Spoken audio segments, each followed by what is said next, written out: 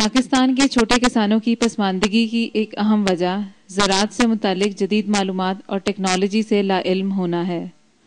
मौजूदा दौर में नामियाती ज़राअत के शोबे में एक अहम पेशरफ्त है। लोक सांझ फाउंडेशन कश्मीर और पंजाब के 250 से ज़ायद गाँवों में किसानों के साथ मिलकर नामियाती ज़राअत के फ़रोग के लिए कोशां है। इस कोशिश का एक अहम पहलू एक दूसरे के तजर्बात से इस्तिफादा हासिल करना और सीखना है। लोक सांझ अपने तमाम स्टाफ और मेंबर किसानों की कारकर्दगी और इल्म को बढ़ाने के लिए इन इलाकों में मुतालियाती दौरों का इनेकाद करवाती है, जहां पर किसान निहायत कामयाबी से नामियाती ज़राअत के तरीकों को अपनाकर बेहतर पैदावार हासिल कर रहे हैं। इसी सिलसिले में लोक सांझ ने 4 रोज़ा दौरे का इनेकाद किया, जिसमें इस्लामाबाद, लिया और रावलाकोट के स्टाफ ने पहले 2 दिन शेखोपुरा के फील्ड एरिया में जोनल कोऑर्डिनेटर सनाउल्लाह की क़यादत में school eco club, seed bank, biodiversity farms, poultry sheds, goat shed, women kitchen gardening, village learning centres और अद्वियाती पौधों के अलावा लोक सांझ रिसर्च फार्म का भी दौरा किया। काफ़ी चीज़ें जो मैंने सीखी हैं, यहाँ पे ग्रीन हाउस सिस्टम सीखा है, उसके अलावा जो है इंटरक्रॉपिंग सिस्टम है। ये सारी चीज़ें इंशाल्लाह मैं रावलाकोट में इम्प्लीमेंट करने की कोशिश करूँगा पूरी। और इस विज़िट में मुझे सबसे जो बेस्ट चीज़ लगी है कि जो मल्टीकल क्रॉपिंग है, कि हम खुद भी सब्जियां लगाते हैं, तो मुझे भी इस चीज़ का मतलब है कि मैं खुद भी अपनी ज़मीन पे भी और जो फार्म बनाऊँगा उस पर भी ये यूज़ करूँगा। उसके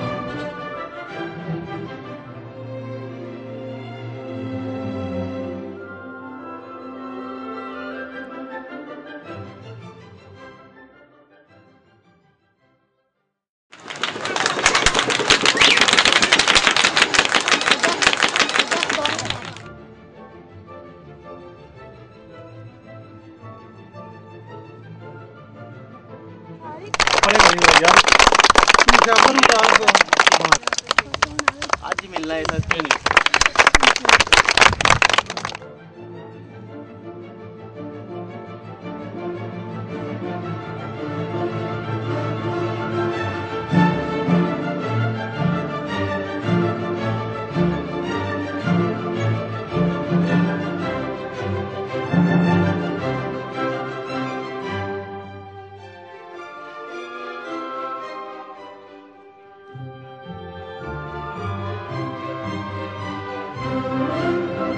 कोई पिछला पहराई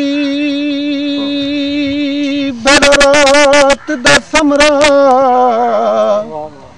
ते बुआ कास दिया खड़काया, दिल तुफे तुफे कीती वड्डे शक पै गए वत किसे सजन बुछाया।